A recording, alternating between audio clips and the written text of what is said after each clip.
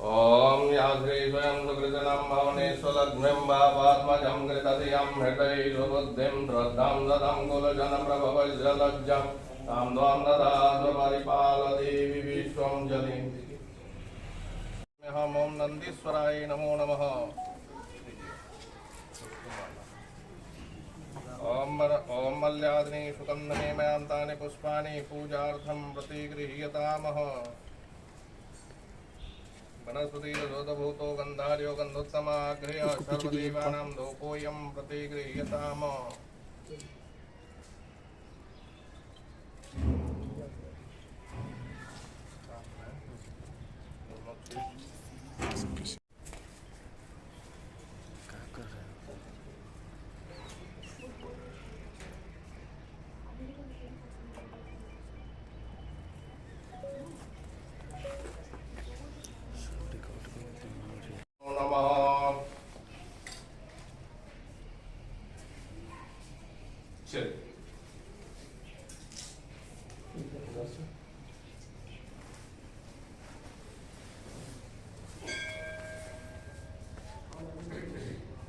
भाई थोड़ा पीछे आ जाना भाई।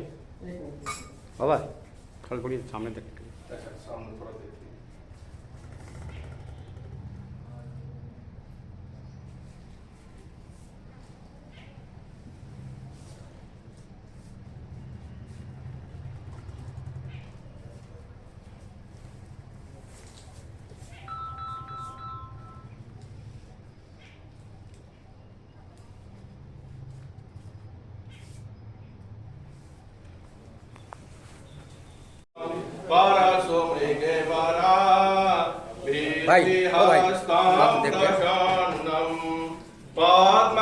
पद्मासीनं समन्तात् अस्तुतममगणै व्याघ्रकृतिं वशानं विश्वां पञ्चवक्त्रं त्रिनेत्रं त्र्यम्बकं यजामहे सुगन्धिं पुष्टिवर्धनम् उर्वारुकमिव वन्दति पतये।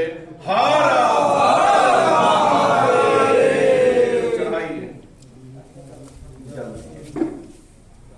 इसमें जल अच्छा ठीक है ठीक है। ओम नमः शिवाय ओम नमः शिवाय हर हर भोले नमः शिवाय शिव जटाधराय शिव जटाधराय हर हर भोले नमः शिवाय ओम नमः शिवाय ओम नमः शिवाय हर हर भोले नमः शिवाय ओम नमः शिवाय ओम नमः शिवाय हर हर भोले नमः शिवाय शिव योगेश्वराय शिव योगेश्वराय हर हर भोले नमः शिवाय ओम नमः शिवाय ओम नमः शिवाय हर हर भोले नमः शिवाय शिव सोमेश्वराय शिव सोमेश्वराय हर हर भोले नमः शिवाय ओम नमः शिवाय ओम नमः शिवाय हर हर भोले। पैर पर चल माथे में टीका लो।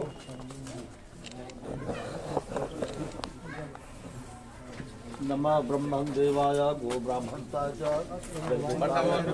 गोविंदाय जो भी हो बड़का वो आपको बुलाइए ना और लोग जो भी हो। तो पीछे आओ तो पीछे आओ तो पीछे आओ ना पीछे आओ ना पीछे आओ। ठीक मंत्रार्था सफला दो होगा मित्राणाम मुक्त सभा। आप कुछ और विषय सुनना चाहिए। आइए दो तरफ स्वाहा ओम अंतरिक्षाय स्वाहा स्वाहा ओम पृथिव्यै स्वाहा स्वाहा ओम सूर्यादि नवग्रह देवताय स्वाहा स्वाहा ओम इष्ट देवताभ्यो नमः स्वाहा स्वाहा ओम कुल देवताभ्यो नमः स्वाहा स्वाहा ओम ग्राम देवताभ्यो नमः स्वाहा स्वाहा ओम वास्तु देवताभ्यो नमः स्वाहा स्वाहा ओम क्षेत्रपाल देवताभ्यो नमः स्वाहा स्वाहा ओम सर्वेभ्यो देवेभ्यो नमः स्वाहा स्वाहा ओम एतद् कर्म प्रधान देवताभ्यो नमः स्वाहा स्वाहा ओम भैरवाय नमः स्वाहा स्वाहा ओम रुद्राय नमः स्वाहा स्वाहा ओम महाकाल्यै स्वाहा। जल गिरे लाओ सामान। पूर्व भी लोकसभा विधान चुनाव के पहले आते हैं, अब विधानसभा चुनाव आने वाली है और अचानक से आज कुछ नवरात्र में पहुंचकर वो शिव जी के दर्शन कर रहे हैं, इसके विषय में क्या कहेंगे, क्या मांगे उनमें से जी? सर्वप्रथम तो आप सभी पत्रकार बंधुओं को हमारी तरफ से गुप्त नवरात्र का बधाई, शुभकामना। महादेव की तरफ से आप सभी को आशीर्वाद। और जो प्रश्न आपने किया चिराग जी के बारे में, तो बिल्कुल हर व्यक्ति की अपनी एक मनोकामना होती है और जिसकी जहाँ से मनोकामनाएं पूर्ण होती है वो वहाँ अवश्य जो है कि जाता है। तो आप लोगों ने देखा और जाना भी है, पहले आप लोगों के माध्यम से भी आया है, बार बार आया है कि यहाँ वो जब भी माथा टेके हैं तो उनका कार्य सफल हुआ है। और ये जो 2025 चुनावी साल है और उनके लिए बहुत ही इम्पोर्टेंट वर्ष है। तो आपने जो प्रश्न किया कहीं ना कहीं वो वहाँ से जुड़ता है कि बिल्कुल वो अपनी मनोकामनाओं को लेकर यहाँ आए थे और इस बात को हम भगवान से प्रार्थना रखेंगे कि उनकी मनोकामनाएं पूर्ण हों। क्या क्या लगता है इस बार भी वो चुनाव का, जैसे पिछले वाला लोकसभा चुनाव में 5 सीट लेने की उम्मीद थे, अब 5 सीट पे विजय उन्होंने हासिल की, इसके विषय में जो मतलब राज वो पहले भी कह चुके हैं कि ये मंदिर के द्वारा, ये पूजा के द्वारा मैं ये विजय पताका फैला सका हूँ। तो इस बार विधानसभा चुनाव में उनकी क्या तैयारी है और उनके लेकर भी कुछ चर्चाएं चल रही हैं, इसके विषय में कुछ बताइए। ये बिल्कुल अच्छे व्यक्ति हैं, बहुत अच्छा बोलते हैं, बहुत अच्छे राजनीतिज्ञ हैं।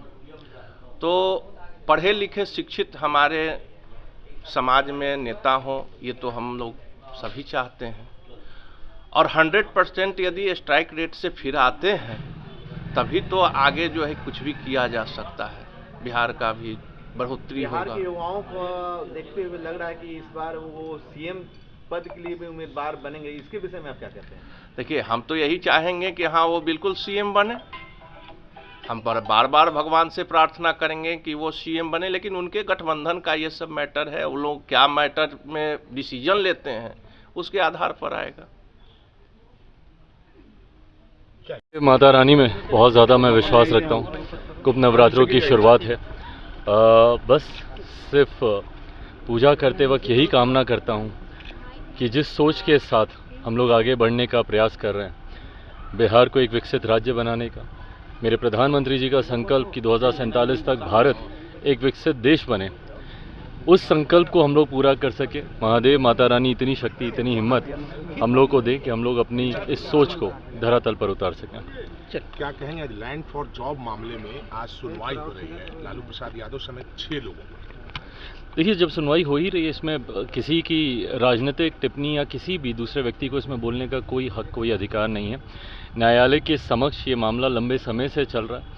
मैंने हमेशा इस बात को कहा है कि अगर किसी ने गलत नहीं किया तो उसे डरने की ज़रूरत नहीं है, पर हाँ, अगर कोई दोषी है, किसी ने किसी की परिस्थितियों का नाजायज़ फ़ायदा उठाने का प्रयास किया है, तो ऐसे दोषियों को इतना विश्वास मेरा भारत की न्यायिक प्रक्रिया पर है कि अगर कोई दोषी है तो उसको सज़ा ज़रूर मिलनी चाहिए। बीपीएससी को लेकर आपने कहा है, मैंने हमेशा समर्थन किया है छात्रों का।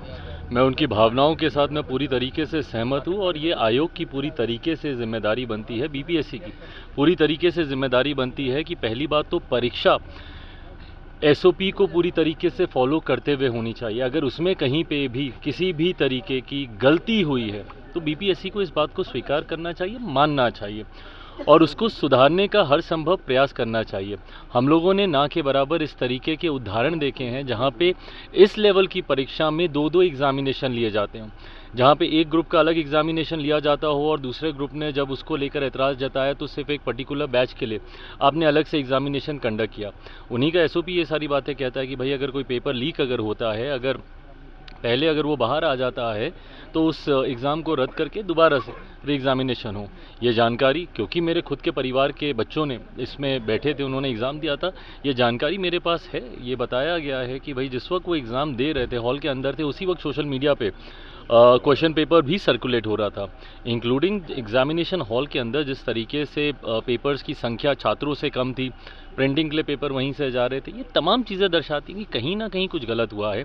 बीपीएससी आयोग को पूरी तरीके से इसकी जिम्मेदारी लेते हुए, छात्रों की मांग को समझते हुए सही फैसला लेना चाहिए, ताकि किसी भी छात्र के साथ किसी तरीके का कोई अन्याय ना हो। एमपी चुनाव में आप यहाँ आए, आपको 5 सीट भगवान की कृपा से मिली, फिर क्या विधानसभा चुनाव आने वाला है, कहीं फिर इस प्रकार की कुछ मांग तो नहीं है भगवान से? मांग अगर है भी तो बता ही नहीं जाती, बट मैं सिर्फ आस्था में विश्वास रखता हूँ और अपनी मेहनत पे।